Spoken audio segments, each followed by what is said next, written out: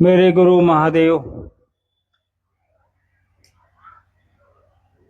साहब, दीदी और बगहा के इस मैदान में उपस्थित तमाम गुरु भाई गुरु बहनों को मेरा प्रणाम है।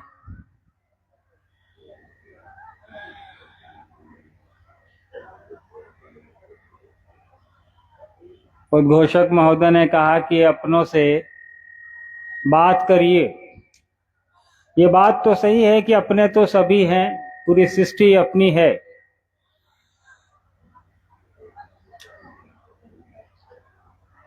और सृष्टि तब अपनी जरूर लगने लगेगी जब हम और आप महादेव की बनाई सृष्टि में, महादेव की परिधि में रहना शुरू कर देंगे। महादेव की बनाई सृष्टि में हम और आप रह रहे हैं।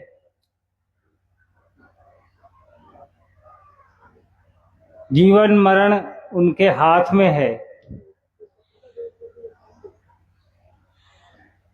परिधि जो है उन्होंने कोई बनाई नहीं है। उसके लिए हमको आपको एक समझ दे दी है, एक दिमाग दे दिया है, एक मन दे दिया है, जिससे हम और आप उस परिधि का निर्माण कर सकें कि हमें कैसे इस धरती पे रहना है, कैसे इस संसार में जीवन जीना है, कैसे इस संसार में आगे बढ़ना है। सांसारिक रूप से जीवन जीने के लिए कई तरीके हैं हमारे आपके पास। जब हमारा जन्म होता है, धीरे बड़े होते हैं, घुटनों पर चलते हैं, उसके बाद अपने पैरों पर चलते हैं, माता पिता के साथ रहते हैं, एक प्रक्रिया है। उसके बाद स्कूल, कॉलेज और फिर जीवन की इस दौड़ में शामिल हो जाते हैं। सांसारिकता है ये। रही बात आध्यात्म की, तो साहब ने अध्यात्म में जो परिधि हमारे आपके लिए बनाई, हम और आप उस परिधि की बात कर रहे हैं। साहब ने कहा महादेव से जुड़ने को, साहब ने कहा महादेव को गुरु बनाने को। हमने आपने साहब की बात सुनी कि महादेव गुरु हैं, बना लो इनको, बना के 3 काम करना है, कर लो इसको। साहब ने कहा, हमने आपने मान लिया, सुन लिया, कर भी रहे हैं, परिणाम भी आ रहे हैं।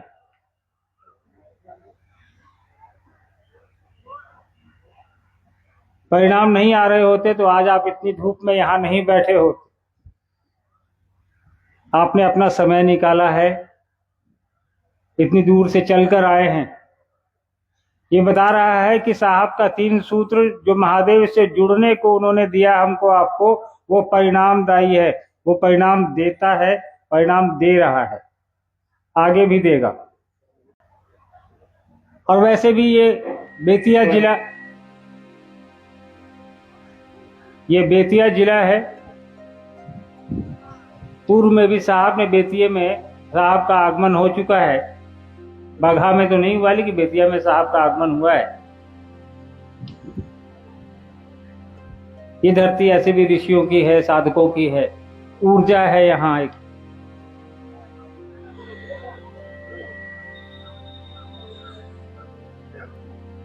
और जहाँ ऊर्जा है वहां के लोगों को सिर्फ दिशा देने की जरूरत है। ऊर्जा की कमी है नहीं बेतिया बगहा में।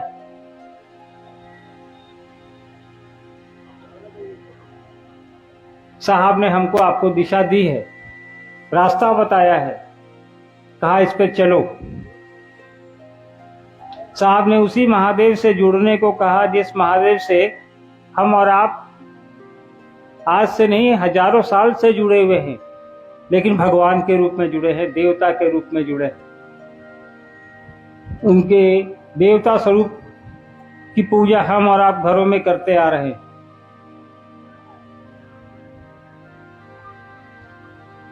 और वैसे भी मैं कल गया था वाल्मीकि नगर, वहां देखकर वहां पता चला, मुझे नहीं जानकारी थी कि इस जगह की का जुड़ाव माता सीता के साथ भी है। तो धार्मिक महत्व भी है इस जिले में, महर्षि वाल्मीकि की जगह है ये।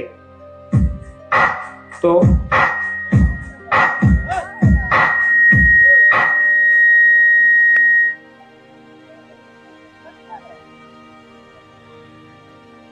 पूरा पूरा ही गाना सुना दो यार, थोड़ा सा क्यों सुना रहे हो? कोई बात नहीं, चलिए, संगीत भी जरूरी है बीच बीच में।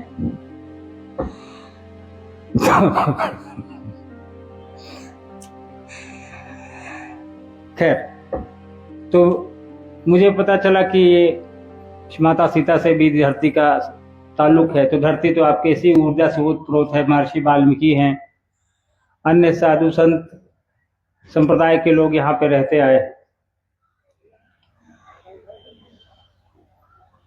तो साहब ने उस महादेव से जुड़ने को कहा जिस महादेव की पूजा हम और आप हजारों साल से करते आ रहे हैं, बरसों से करते आ रहे हैं।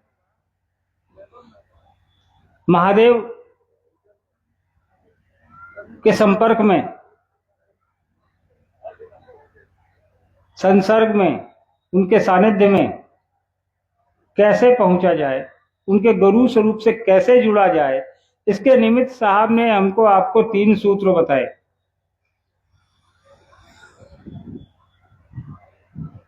और आज पूरी सृष्टि में करोड़ों लोग सिर्फ और सिर्फ उसी 3 सूत्र के माध्यम से अपने जीवन में परिवर्तन ला रहे हैं, अपनी सोच में परिवर्तन ला रहे हैं, अपनी समझ में परिवर्तन ला रहे हैं, अपने आध्यात्मिक जो उनका क्या की दृष्टि है उसमें परिवर्तन आ रहा है। और इस 3 काम को करने में साहब ने तो कहा कि कुछ भी अलग से नहीं करना है। न इस 3 काम को करने के लिए पैसे लगते हैं, न इस 3 काम को करने के लिए किसी को आपको पैसे देने हैं, न इस 3 काम को करने के लिए ना कोई दीक्षा की पद्धति है, ना कोई कहीं पे भी जाने की जरूरत है। आप जहां हैं, जिस स्थिति में हैं, जिस परिस्थिति में हैं, जहां बैठे हैं, घर में हैं, बाजार में हैं, दुकान में हैं, ऑफिस में हैं, खलिहान में हैं, खेत में हैं, कहीं भी आप ये काम कर सकते हैं। तो साहब ने इतनी सरल पद्धति बता दी हमको आपको उस महादेव से जुड़ने की, जिससे कि हम पहले से जुड़े हुए हैं, लेकिन हमारे जुड़ने का तरीका अलग, वो पारंपरिक तरीका है हमारा। वो शिवलिंग पे हम जल चढ़ाते आए हैं हजारों साल से, बेलपत्र, धतूरा, कनेल, जो भी फूल उपलब्ध मिलता है जंगलों में, घरों में, आसपास में, महादेव उसी से खुश करते हैं।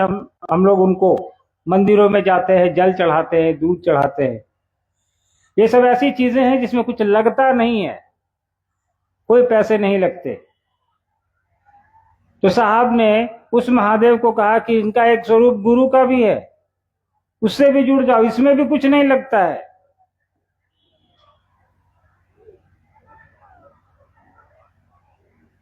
साहब ने कहा कि शिव की शिष्यता पूर्णतया एक आध्यात्मिक विचारधारा, एक जागरण है, अध्यात्म। इसको राजनीति से कोई लेना देना नहीं है, इसको अंधविश्वास से कोई लेना देना नहीं है, इसको पाखंड से कोई लेना देना नहीं है, इसको तंत्र मंत्र यंत्र से कोई लेना देना नहीं है, इसको किसी तरह की कोई आडंबर से कोई लेना देना नहीं है। यहाँ शिव के गुरु स्वरूप से जुड़ने की बात है, गुरु और शिष्य की बात है। इस बीच में कोई वर्जना नहीं है, किसी तरह का कोई अवरोध नहीं है। साहब ने कहा ये 3 काम करो, चौथा कुछ करने की जरूरत नहीं है, किसी का सुनने की जरूरत नहीं है, किसी को सुनाने की भी जरूरत नहीं है। 3 काम में एक काम है जो लोगों को बताना है कि शिव मेरे गुरु हैं, आपके भी हो सकते हैं भाई साहब, मान करके देख लीजिए। आपके इस बगहा में कल मैं बरखा जी के साथ बैठा था, जहां रुका हूं, कई एक लोग हमारे गुरु भाई बहन आए वहां हम लोगों से मिलने के लिए। कई लोगों ने कहा कि सो भैया ग्रामीण क्षेत्रों में ना लोग नृत्य करते हैं, ग्रामीण क्षेत्रों में लोग भूत खेली करते हैं, ग्रामीण क्षेत्रों में लोग तंत्र मंत्र यंत्र करते हैं, कोई पानी फूंक के देता है, कोई भभूत फूंक के देता है, कोई कुछ करता है।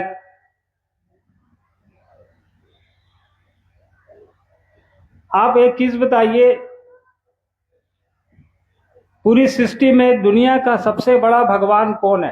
किसको जानते हैं आप लोग? सबसे बड़ा भगवान कौन है? महादेव हैं। सबसे बड़ा गुरु कौन है?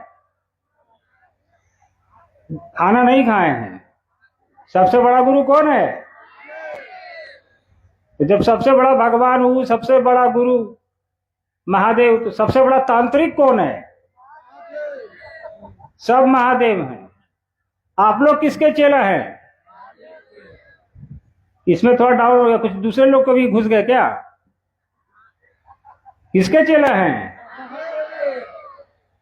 तो जब महादेव खुद बहुत बड़ा तांत्रिक है, इस सड़क छाप तांत्रिक से काहे डरते हैं आप लोग? किसके चेला है आप लोग? फिर कल कुछ गुरु बहने आ रही थी करके, हम लोग को डर लगता है कि श्राप दे देगा। महादेव के चेला को कौन श्राप दे देगा? महादेव के चेला को कौन श्राप देगा? अगर आप सही मायने में महादेव के चेला है तो आपको आदमी तो श्राप नहीं दे सकता। साहब ने कहा कि देवता भी नहीं दे सकता। हाँ, आप अब मेरे जैसे टुटपुंजिया के चेला होइएगा तो कुकुरों श्राप दे देगा। तो आदमी का चेला बनने के लिए साहब ने नहीं सिखाया है, साहब ने महादेव का चेला बनने के लिए बोला है। महादेव का चेला कैसा होगा? गुरु का चेला कैसा होता है? अपने गुरु जैसा होता है ना। तो महादेव के चेला को कोई जीभ निकाल के डरा देगा? कोई मुंडी घुमा के डरा देगा? फिर साहब हम लोग छोटे थे तो सुनाते थे कि आंख गुरे रन कितने गिर गए और लपड़ का सुनो हवाल, कितने तो मर गए डांट डपट से। तो महादेव के चेला को ऐसा होना चाहिए।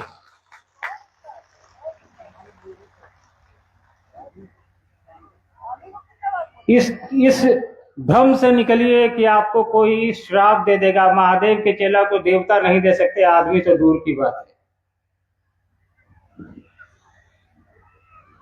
एक छोटा सा किस्सा सुनाते हैं जो मेरी ही जिंदगी से जुड़ा हुआ है। मैं छोटा था, स्कूल में पढ़ता था। साहब उन दिनों पटना में मजिस्ट्रेट थे। तो छोटे में मुझको जिसने भी देखा होगा, यहाँ तो कम लोगों ने देखा होगा, पीछे बैठे हैं मंच पे रामविलास जी हैं और लोगों ने देखा होगा मुझे छोटे में कि मेरी आंखों में तकलीफ रहती थी। उर्मिला बुआ बैठी है हमारी। मैं काफी मोटा चश्मा लगाता था। वे तस्वीर बचपन की देखिएगा तो जो भी लोग पुराने गुरु भाई बहन होंगे उनको याद होगा। तो मेरी माँ यानी दीदी जो है वो बड़ी चिंता में रहती थी कि बच्चा है, इसकी आंखों में तकलीफ है, पढ़ने में दिक्कत होगी, इसको आगे चल के कैसे क्या करेगा। स्वाभाविक है, माँ का मन है तो ये चिंता करेगा ही करेगा, हर माँ करती है अपने बच्चे के लिए। तो साहब प्रतिदिन की तरह अपने कार्यालय गए और भोजन के समय वो आते थे। छोटा था मैं उस समय, हमको लगता है स्कूल में पढ़ रहा हूँ, 8वीं या 9वीं कक्षा में। तो मैं भी स्कूल से लौटा, साहब भी उसी टाइम खाना खा के वापस आए। तो मैं स्कूल से लौटा तो देखा कि कमरे में पटना में एक सरकारी क्वार्टर था, हड़ताली मोड़ पे, कबूतर खाना लोग बोलते थे उसको। अब तो रहा नहीं, वो टूट गया, सरकार ने उसको तोड़ दिया। कबूतर खाना में साहब रहा करते थे। तो मैं भी स्कूल से लौटा, थोड़ी देर बाद साहब भी आए। इस बीच क्या था ना कि एक कोई तांत्रिक अघोरी था, वो झोला लटकाए घर का दरवाजा खटखटाया। तो स्वभावतः माँ ने खोला तो उसने कहा कि माता जी हम आए हैं, तो पता नहीं कौन सा मंदिर का नाम बोला, वहां से आए हैं। हम तांत्रिक हैं, अघोरी हैं, और हम ये कर देंगे, ये अच्छा करते हैं, हम ये हवन करते हैं, ये साधना करते हैं, कोई कष्ट हो तो बताओ। तो माँ का हृदय, माँ अपना चिंता करती थी मेरी हमेशा कि इसकी आंखों में तकलीफ है, बुलाते हैं कहीं ये कुछ ठीक करे। सिद्ध आदमी लगता है, गेरुआ पहने हुए है, मुंड माल पहने हुए है, मुझे याद है एक लोहे का डंडा रखे हुए था। तो माँ ने उसको बुलाया, अंदर सोफे पे बिठाया बकायदा। तो सोफे पे बिठाया तो अपना वो झोला निकाला, उसमें से दो मुंड निकाला, नरमुंड, 2-3 हाथ की हड्डी निकाला, पूरा टेबल पे फैला दिया। तो मैं भी बैठा, मैंने माँ को कहा कि माँ क्या कर रही है, ये सब हटाओ इन लोग को। लेकिन माँ बोली चुप रहो, तुमको समझ में आता है, पहुंचे हुए बाबा है। तो माँ ने उनको बकायदा खाना वाना खिलाया। उसके बाद वो कहा कि मैं जा रहा हूँ, मैं 500 रुपये हमको दे। अब कब की बात है ये? 88 की बात है, 88, 89 या 90 की बात है, शायद 89-90 की बात है। उस समय 500 रुपये का मतलब होता था। साहब की तनख्वाह ही 10-12-15 हजार रुपये होती, उस समय एक मजिस्ट्रेट की तनख्वाह उतनी होती थी। तो माँ ने उसको 500 रुपये भी दे दिए, कहा कि जाइए बाबा, तो पूजा कर दीजिएगा बच्चे के लिए मेरे। इसी बीच क्या है ना, साहब चले आए हैं खाना खाने के लिए। तो साहब ने देखा कि ये पूरा फैलाया है अपना नरमुंड, हाथ हड्डी वड्डी पूरा। और भी लोग थे गुरु भाई, कौन कौन याद नहीं, 2-4 लोग थे। तो खैर साहब अपने कमरे में चले गए, हमको बुलाया। साहब ने अंदर, मैं गया, साहब बोले क्या हो रहा है बाहर में? हम बोले देखिए ना, माँ उसको बैठाई हुई है और वो खाना वाना खा लिया है, 500 रुपया माँ से ले लिया है और कह रहा है कि हम जाकर के वहां पे पूजा करेंगे, सो इस बच्चे की आंख हम ठीक कर देंगे। साहब ने कहा अच्छा 500 रुपया में ले लिया? जी। बोले अच्छा ठीक है, आते हैं बाहर। तो एक दिन में साहब बाहर निकले कमरे से, ड्राइंग रूम में आए, माँ को बोला नीलम खाना निकालो। इसी बीच बाबा से साहब बातें आने लगे कि बाबा क्या क्या जानते हैं। तो साहब को तो तंत्र मंत्र 25 साल उन्होंने साधना की स्मशान में, वो बाबा को क्या मालूम कि सामने जो बैठा है मेरा भी गुरु है। तो अपना बताना चालू किया। तो बाबा साहब की आदत थी, पहले पहले तो बहुत गालियां देते थे, अब तो कम देते हैं। कुछ उसने बोला, बस साहब ने उसको गाली दे दी। उसने कहा कि साहब को कि मैं तुमको भस्म कर दूंगा बच्चा। हम लोग भी बैठे थे, साहब भी बैठे थे। साहब हंसने लगे। तो साहब के बारे में आप लोग जो पुराने लोग हैं वो जानते होंगे, साहब को हथियारों का बड़ा शौक था। मजिस्ट्रेट रहे हैं, पुलिसिया उनका मिजाज रहा है। सरकारी तो जो हथियार होते हैं उन लोगों के साथ रहते ही थे, अपना भी हथियार वो रखते थे, शौकीन है, रिवॉल्वर, राइफल, पिस्टल सब रखते थे वो। तो साहब ने कहा कि देखिए आपका मंत्र कितनी देर बाद असर करेगा ये तो हमको नहीं पता है, लेकिन मेरे रिवॉल्वर से गोली पहले आप पे घुस जाएगी, उसके बाद तो मंत्र आप पढ़ने लायक रहिएगा नहीं।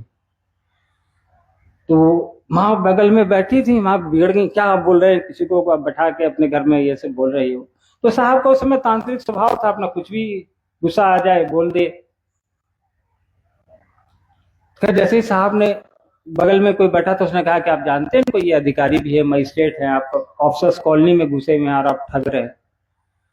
तो उसको एहसास हुआ कि भाई हम जिससे बात कर रहे हैं वो कोई मामूली इंसान नहीं है।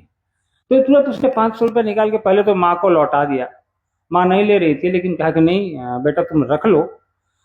उसके बाद साहब से उसने काफी देर बात की।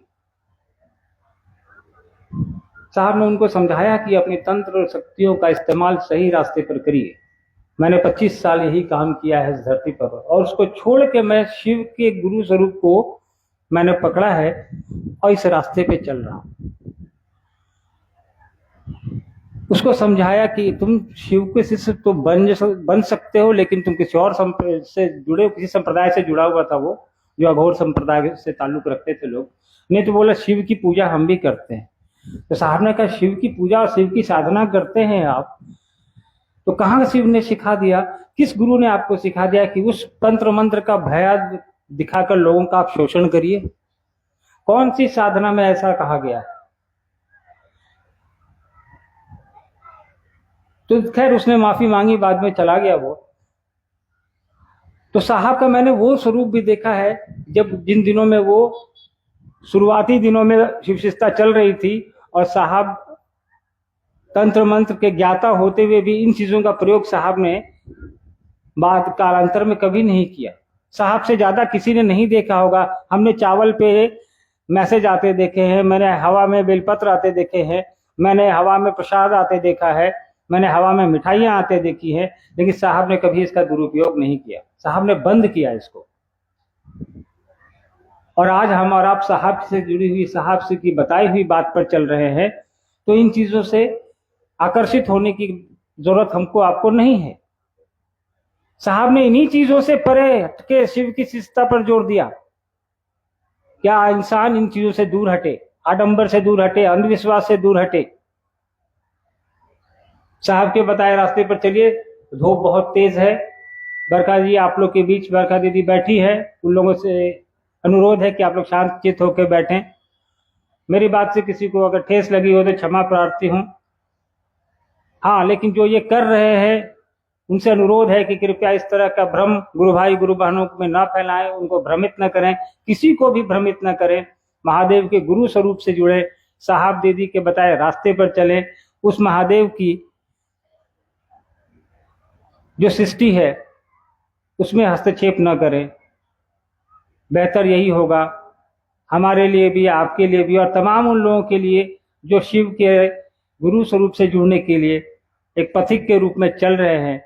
साहब दीदी के बताए रास्ते पर चलने दें उनको, इस उम्मीद के साथ कि आप लोग महादेव के गुरु स्वरूप की स्थापना हेतु निरंतर प्रयासरत रहेंगे। आगे भी आप लोगों से मुलाकात होती रहेगी। फिर मौका मिला तो बेतिया बगहा की धरती पर आएंगे। लेकिन हम लोग आए ना आए, दायित्व हमारा आपका सबका है कि शिव के गुरु स्वरूप को जन जन में पहुंचाएं, हर उस घर में पहुंचाएं जहां इंसान रहता हो। प्रयास करें हम और आप अपने उस महादेव को जिसकी पूजा करते हैं हम और आप, उनके गुरु स्वरूप को हर इंसान तक पहुंचाने की, कि कुछ लगना नहीं है पहुंचाने में, हमारा आपका कल्याण ही होना है। चलिए, आप लोगों से बात करके अच्छा लगा। मुझे अनुमति दीजिए। आप सभी को मेरा प्रणाम है। धन्यवाद।